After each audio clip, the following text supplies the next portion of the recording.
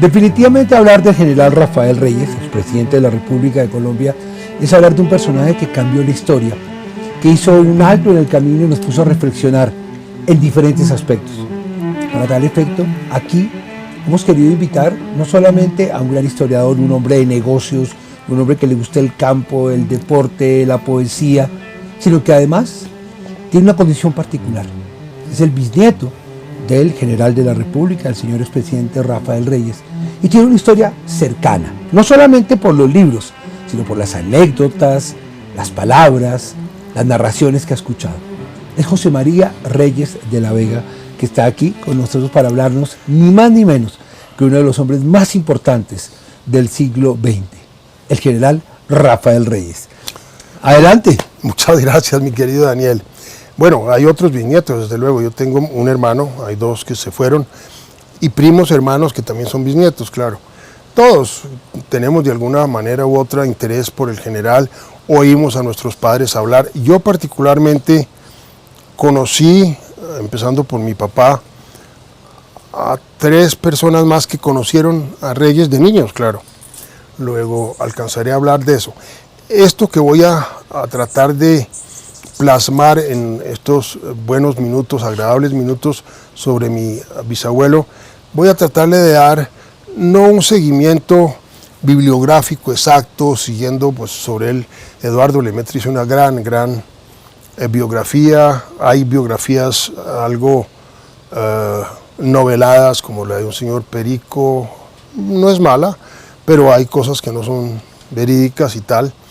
La más exacta por ahora es la de, Reyes, Rafael Reyes Prieto, nació en Boyacá, en Santa Rosa de Viterbo, un pueblito bellísimo. Yo lo he visitado unas 3 veces. La primera cuando se inauguró una estatua con discurso de Eduardo Lemaitre, su biógrafo, y participación casi de una de sus hijas, pero se sentía mal ese día, Nina Reyes de Valenzuela, que no pudo ir, pero fueron, pues yo fui con mis papás, fueron algunos tíos, en fin, y una serie de gente de allá, políticos seguramente, y sin duda uno que otro lagarto que no faltan en ese tipo de...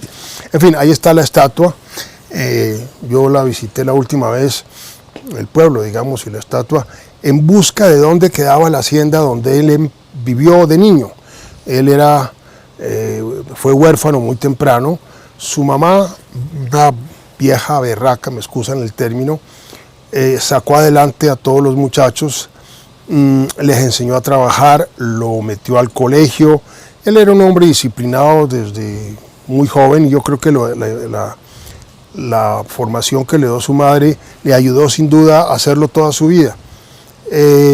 Allí pues había labores agrarias en una propiedad importante, no era una gente pues de la capital ni de una ciudad, de un pueblo, posiblemente con más recursos que el resto del pueblo, que era como toda Boyacá en esa época, o Colombia.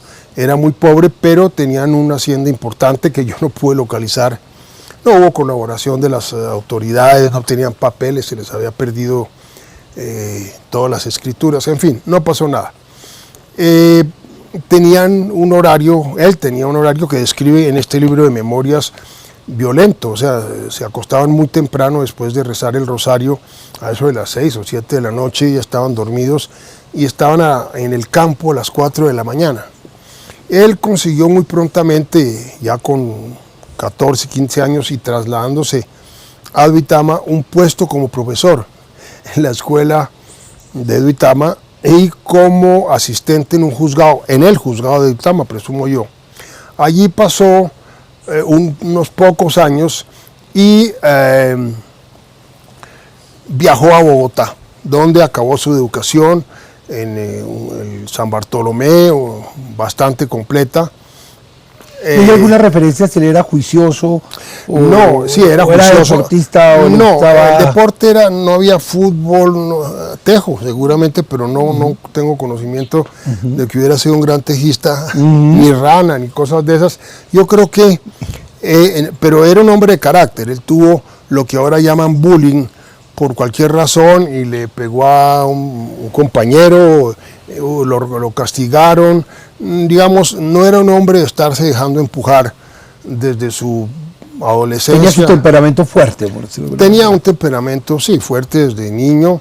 Y bueno, empieza la historia importante. Yo, como te digo, no estoy haciendo una biografía exacta con fechas, sino estoy tratando de que esto sea contado, pues sí, por un bisnieto de varios que hay, de recuerdos de las lecturas que he hecho, lo que he podido y lo que me ha caído en mis manos, como estas memorias.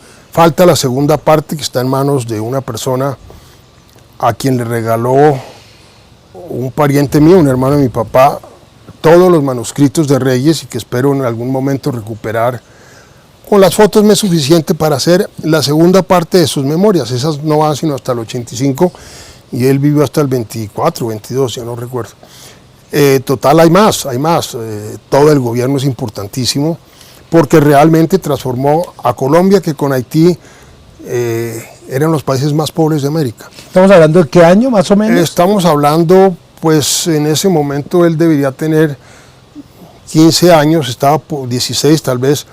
Estaba por viajar a Popayán, donde tenía 2 medio hermanos que tenían negocios, y él llega a Popayán, conoce una serie de personajes como una señora de Pombo, bisabuela de una muy buena amiga mía, conoce a los Iragorri, los Valencia, en fin, conoce a José María Obando, funesto personaje, posible asesino, no directo, pero con los septembrinos, ya sabemos con quién detrás, del mariscal de Ayacucho, pero esa es otra historia que también vamos a tocar eventualmente. En Popayán, fuera de que se relaciona muy bien, se casa con mi bisabuela Sofía Angulo Lemos, que eran las grandes familias pues de Popayán, ciudad señorial, aristócrata, a nuestro nivel, bellísima, como sigue siendo ahora, aún con un terremoto que la destruyó. Con Cartagena tal vez eran las ciudades de ese estilo, donde aún se conservaban, estaban los Mosquera, los 3 Mosqueras, que decía Reyes que los manejaba Joaquín, el menor, a los otros 2 que eran mayores, todos hombres pues de mucho carácter. Tengo recuerdos de las primeras ideas que tuvo y le transmitió a sus hermanos, que era hacer excursiones, siendo supremamente joven, no llegaba a los 20 años, internándose en las selvas para buscar lo que estaba de moda, como muy buen negocio, que era la quina, más que el caucho. La biografía novelada que hay del señor Perico Ramírez dice de cauchero a dictador, ni una ni otra, en fin, sí cerró el Congreso, pero nombró 40 prohombres de la época, no 3 amigos, porque no podía gobernar de otra forma. El Partido Conservador no estaba todo con él, y él estaba decidido a hacer cumplir el lema de su campaña, que era menos política y más administración, y estoy saltándome una cantidad de recuerdos de lo que fueron las excursiones de los hermanos Reyes por el Amazonas, sus brazos. ¿Cuántos hermanos eran? Eran, pues, hermanos de sangre, del padre y madre eran 3. Eran 3. Enrique, que murió y fue enterrado en Manaos, murió de fiebres amarillas, posiblemente, que se llamaban.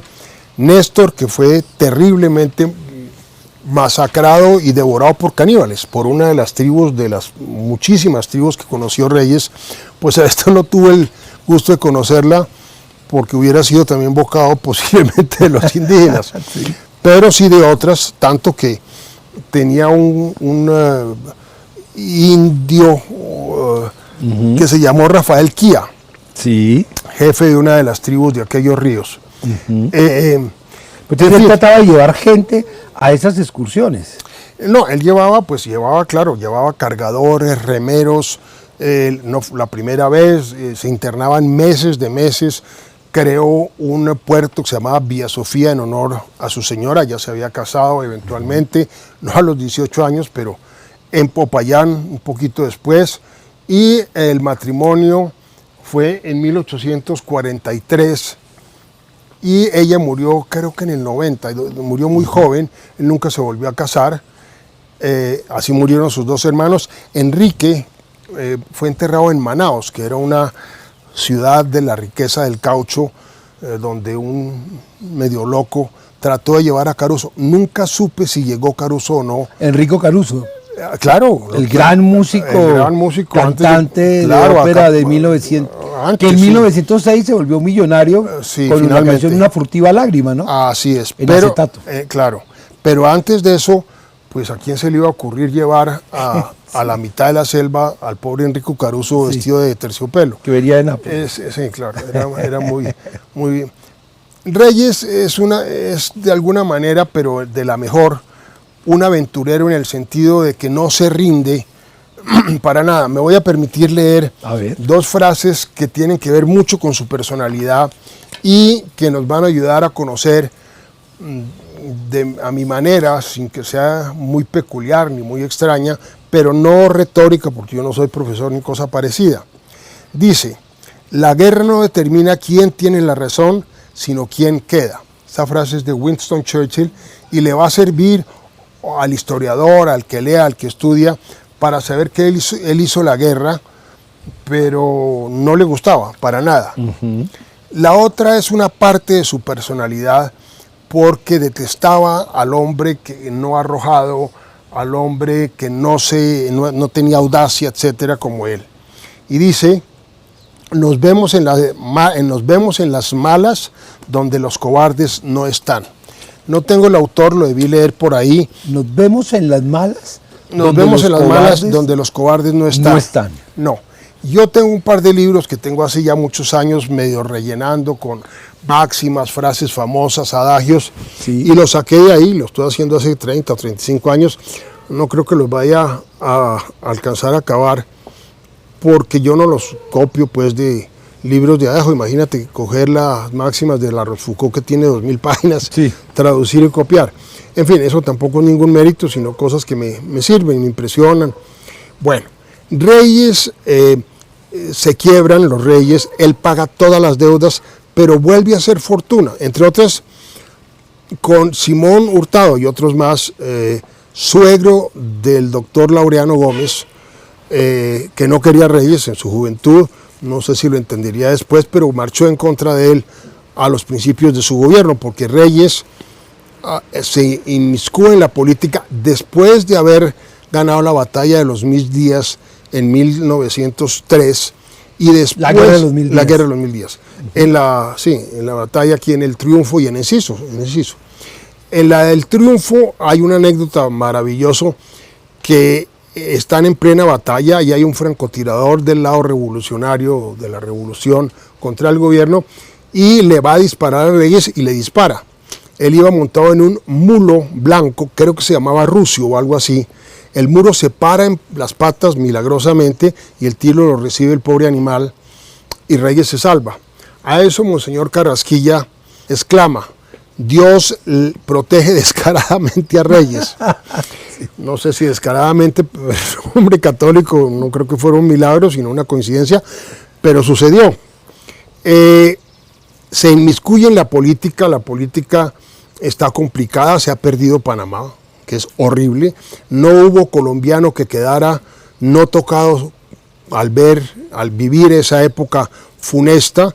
La reacción de un señor marroquín, del presidente, ya no sé si era vicepresidente y San Clemente estaba pasando ambos estaban pasando sus últimos años. Entra un señor a avisarle al señor San Clemente, al presidente San Clemente, vicepresidente: hemos perdido Panamá. Y él le contesta: es cierto, con una mano de una novela de segunda en su mano, con el dedo índice marcando la página en que iba, y le contesta: sí, pero qué gran placer verlo a usted hoy. Ahí murió la reacción de Marroquín, que no creo que conociera más allá del río Bogotá, que lo veía desde su castillo, el castillo de Marroquín que él hizo, que él vivió. Reyes sigue adelante, ya había recuperado a Panamá por cuarta vez en presidencia de Núñez. Pero ¿cómo así que la recuperaba? Muchos se había vendido, pero no se había vendido. No se había vendido, nunca se vendió, nos la quitaron. Pero el hecho es que Núñez lo pone a él a que recupere Panamá años antes.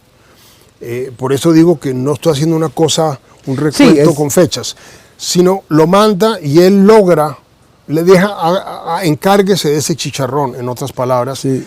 Reyes reúne de una de las haciendas que yo alcancé a vivir allí, y existe todavía y tal, y reúne caballos, hombres y 2 barcos, uno que jala al otro, un pontón y un barco con cierto motorcito, y llegan, creo que en Nuquí, vuelven a echar plátanos y carne y 3 cosas más, y llegan a Panamá, donde los recibe el almirante Jewett, que cree que son un poco salvajes hasta que habla con Reyes, que sucio y viejo su uniforme, es un hombre de presencia que habla inglés, que tiene los ojos verdes, que es alto, en fin, que no es una montonera de locos que quieren meterse allí, cosa que ya había sucedido en Colón, ciudad hecha de madera y que estaba incendiada, básicamente por 2 profesionales del terrorismo, llamémoslo así de entonces, habían incendiado Colón. Como Jewett le da permiso a Reyes de entrar, entra con sus tropas, persigue y pilla a Cocobolo y Petrocelli y los cuelga. Y le manda un cable al presidente Núñez en inglés que dice "Justice is done", se hizo justicia. Se recuperó Panamá por 4ª vez, ya Bolívar lo había hecho, pero estaba completamente separada de Colombia, no se podía ir sino desde la costa de Cartagena. El canal desde luego era un proyecto, no funcionaba, iba a funcionar hasta el 14, y él pues es una de sus grandes batallas ganadas, fuera de la batalla de los 1000 días, es ministro de Fomento en el año 87, empieza a meterse en la política sin querer, no era un político, no hablaba griego y latín como Miguel Antonio Caro y toda esa generación que nos hizo llamar, que creo, la Atenas suramericana, pero que no eran hombres de acción para nada, eran más bien de café, de leer, de tomar chocolate. Y recordemos el eslogan de su campaña, ¿cómo es? Menos política y más administración. Menos política y más administración. Claro, e inventó las famosas visitas presidenciales que las hizo magníficamente bien el doctor Álvaro Uribe Vélez, pero él las hizo en río, en barcos, a pie, y llegó hasta Cartagena 2 o 3 veces a ver cómo iban las obras de los ferrocarriles que inauguró, de hacer navegables algunos ríos, de pasar las mulas con café por encima del río Magdalena y sin que hubiera problema. Eso, entre otras, pertenecía a la familia Nieto, que era de su nuera, la esposa de mi abuelo, familia que no quedó muy contenta con la nacionalización de tal puente. Tengo los daguerrotipos que te mostraré con mucho gusto. José María Reyes de la Vega, ¿la historia y Colombia ha sido justa con el general Rafael Reyes? La historia en general, y lo más fácil es decir, la escriben los ganadores. Yo no pienso que en Colombia se trataba de que hubiera ganadores y perdedores, sino que todos saliéramos, usemos una coloquial frase medio tonta, adelante. Lo que sí es que transformó el país y lo puso en el siglo XX, un país que, como te digo, era el más pobre con Haití. Imagínate tú, un país con estas dimensiones, 2 costas, minerales, café, en ese momento pues no caña de azúcar. Pues estaba ¿Caucho? empezando, el caucho duró poco, porque lo traían del Asia, pero claro, el caucho, la quina ya desapareció, motivo de la quiebra, pero él se rehizo 2 veces. Y pues hizo una fortuna importante, nada comparable a 2 o 3 más nuevos ricos que hicieron también sus fortunas sin matar ni joder a nadie, pero de otra manera. Él no era un comerciante propiamente dicho, era sí era ambicioso sin duda, y lo llamó la política y el amor por la patria, y se consumió en eso. Fue miembro de la Sociedad Geográfica de Londres, de París, tuvo la Legión de Honor, el Águila Roja de Prusia y otras más. O sea, fue reconocido aquí y allá. Perdóname, pero es que ser miembro de la Sociedad Geográfica de Londres y París, eso tenemos que hablar de eso en otro capítulo. Naturalmente. Porque es decir, se dice fácil, pero hay que entender, creo yo, no soy historiador, la dimensión para que uno pueda ser miembro de esa Sociedad Geográfica en Londres y París, que estaban descubriendo el planeta, es pertenecer a un grupo de, llamémoslo así, de científicos, descubridores, conquistadores de alguna extraña manera de culturas, de vivencias, ¿no? Así es, no, son estrictísimas, más la de Londres que la de París, pero ambas. Es decir, el África, el Asia, el mundo entero fue descubierta por los europeos de esa índole. Le tengo una propuesta, hagamos otro programa. Con el mayor de los gustos, prometo acabar un poco con la parte sentimental. No he podido hablar suficiente sobre el humano que había en Reyes, pero lo hago encantado. Y esa será otra historia, la parte humana del general Rafael Reyes, expresidente de la República por el Partido Conservador, principio del siglo 1904, 1909. Eso es, de verdad, algo muy importante que nos va a unir, porque, como siempre les he dicho, y eso será otra historia aquí, en el Rincón de los Reyes.